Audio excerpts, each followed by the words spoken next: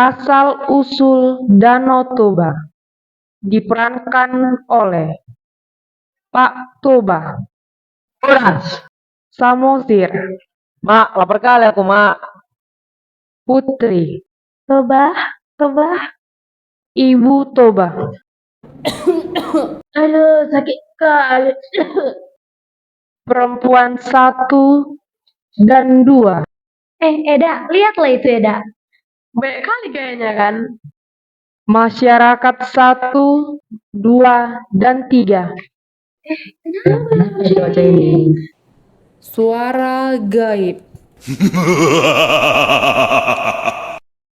Selamat menyaksikan. Di suatu desa di wilayah Sumatera Utara, hiduplah seorang petani bersama ibunya yang bernama Toba dan Ibu Toba. Pada malam hari, Toba bermimpi buruk sekali.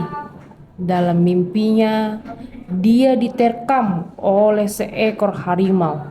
Dia pun langsung terbangun. Ketika ia sedang memikirkan apa arti mimpi itu, tiba-tiba ibunya batuk dan sesak napas. Toba pergi ke kamar ibunya. Mama kenapa, Mak? Amang, Mama tidak kenapa-kenapa. Mama hanya sesak napas dan batuk biasa. Tak perlu kau khawatir, batuk dan sesak napas yang dialami Mama Toba semakin parah. Tapi kesakitan kali ku tengok Mama.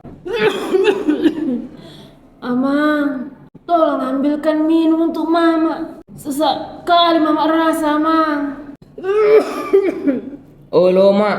Satokin. Ini, Mak. Terima kasih, Amang. Amang, sudah tidak tahan lagi, Mama. Mungkin ajal Mama sudah dekat, Amang. Mak, jangan tinggalkan Toba sendirian, Mak. Mak. Amang, kau bisa hidup tanpa Mama. Kau anak yang kuat, Amang. Hiduplah dengan baik, Amang. Mae. Sekarang, Toba hidup sendirian. Dan Toba semakin rajin bekerja, walaupun lahan pertaniannya tidak luas. Di suatu pagi yang cerah, Toba pergi memancing ke sungai.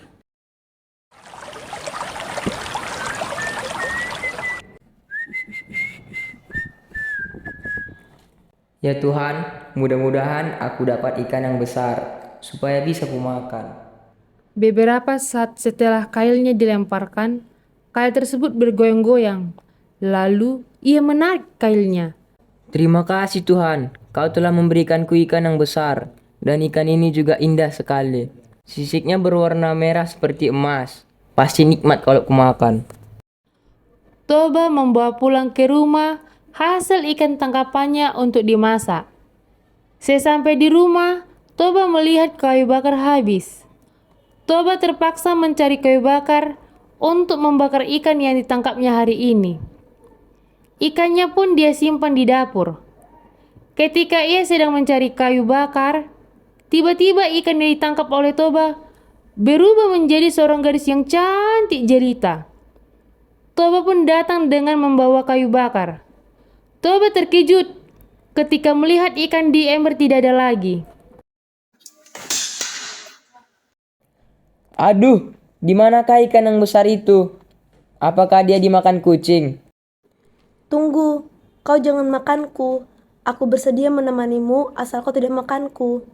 Hah? Siapa yang berbicara itu? Jangan takut, Pak. Aku juga manusia, sama sepertimu. Aku sangat berutang budi padamu karena kau telah menyelamatkanku dari kutukan sang dewata.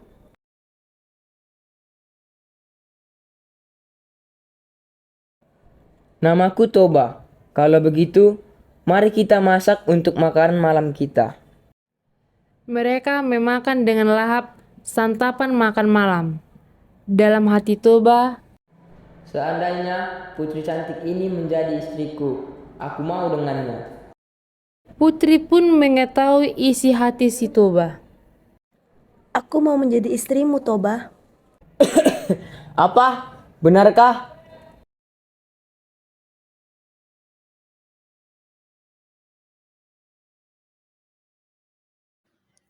Tapi Toba, ada satu hal yang harus kau rahasiakan tentang diriku. Aku mohon kau tidak menceritakan asal-usulku yang berasal dari ikan, karena jika masyarakat tahu, desa ini akan dilanda bencana yang besar. Baiklah, percayakan semua ini padaku. Saat mereka memasuki kampung Pak Toba, ada beberapa orang yang tidak suka akan kehadiran Putri. Eda, tahu kau? Enggak, apa rupanya itu Eda? Si Toba, udah ada istrinya Eda. Ah, betulnya itu? Betul, bodinya bagus sekali Eda. Alah, paling si cewek itu diguna-guna. Kau kan tahu Stoba itu bupu. Apa itu bubu? Bupu, bujang lapuk loh, Dak. Oh iya ya, pintar kali lah Eda ini. Udahlah, ayo kita pulang. Jijik kali aku lihatnya. Putri mendengar hal tersebut, tetapi ia mengabaikannya.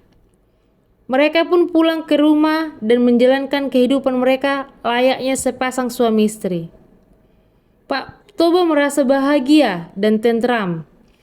Setahun kemudian, kebahagiaan Pak Toba dan Putri bertambah karena Putri melahirkan seorang anak laki-laki dan diberi nama Samosir. Samosir tumbuh menjadi anak laki-laki yang sehat dan kuat, tetapi agak nakal. Ia mempunyai kebiasaan yang aneh, yaitu selalu merasa lapar, dan ia juga membuat kejengkelan kepada orang tuanya karena ia tidak pernah mau membantu pekerjaan orang tuanya. Mak Samosir, mana makan siang untukku? Tadi udah aku siapkan di atas meja, Pak Samosir. Samosir, kemana makanan tadi? Sudah kuhabiskan lama, kan aku masih dalam masa pertumbuhan. Sekarang pun sebenarnya masih lapar aku.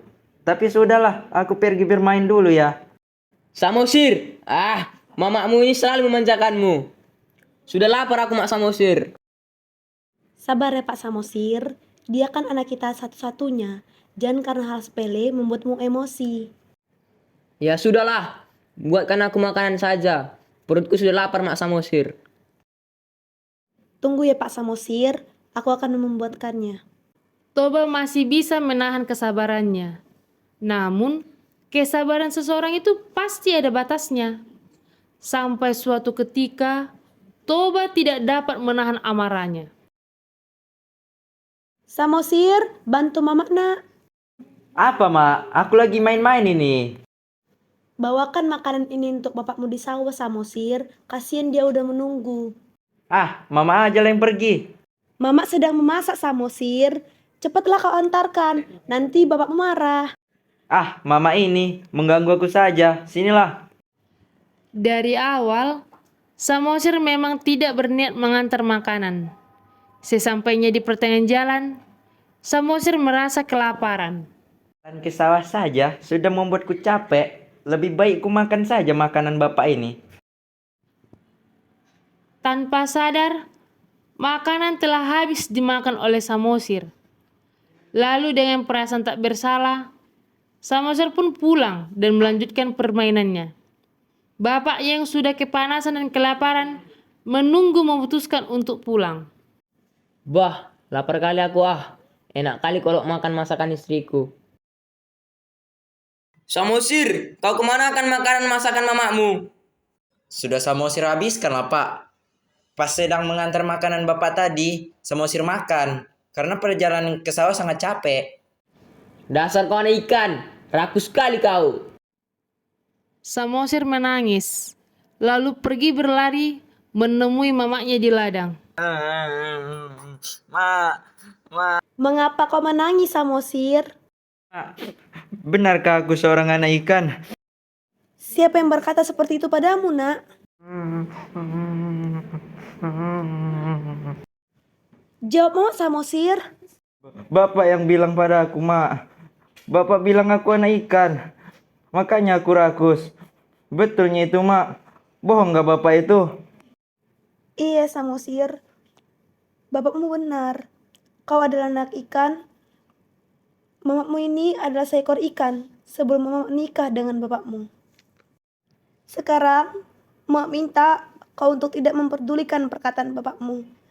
Pergilah mendaki bukit yang terletak gak begitu jauh dari rumah kita. Dan kau harus menjat pohon kayu tertinggi yang terdapat di puncak bukit itu. Baik, Mak. Tiba-tiba ada suara yang muncul dari langit. Suamimu sudah melanggar janjinya. Sekarang kamu tidak bisa hidup di muka bumi ini. Kau harus meninggalkan muka bumi ini. Kau harus kembali ke tempat asal kau, yaitu ke sungai, kembali menjadi ikan. Kau tidak berhak lagi tinggal di sini. Cepatlah kau pergi ke sungai. Setelah mendengar suara gaib, seketika itu Samosir dan Putri lenyap tanpa jejak dan bekas. Tiba-tiba langit menjadi gelap dan turun hujan yang sangat deras disertai petir. Ada apa ini, Eda? Gak tahu juga aku ini, Eda. Kayak gak biasanya hujan seperti ini. Ya benar, cuaca tidak seperti biasanya. Kayaknya ada bencana di desa kita ini, Eda. Iya benar juga, lama-kelamaan desa kita akan tenggelam. Ayolah kita ke tempat yang lebih tinggi. Ayo. Akhir cerita, setibanya Putri di tepi sungai, mendadak langit gelap. Kilat menyambar disertai bunyi gemuruh yang menggelegar. Putri kemudian melompat ke dalam sungai. Ia berubah menjadi seekor ikan besar kembali. Toba tak bisa menyelamatkan dirinya. Ia mati tenggelam oleh genangan air. Lama-kelamaan, genangan itu semakin luas dan berubah menjadi danau yang sangat besar. Di kemudian hari, orang-orang menyebutnya Danau Toba, dan pulau kecil yang berada di tengah-tengahnya dinamai Pulau Samosir.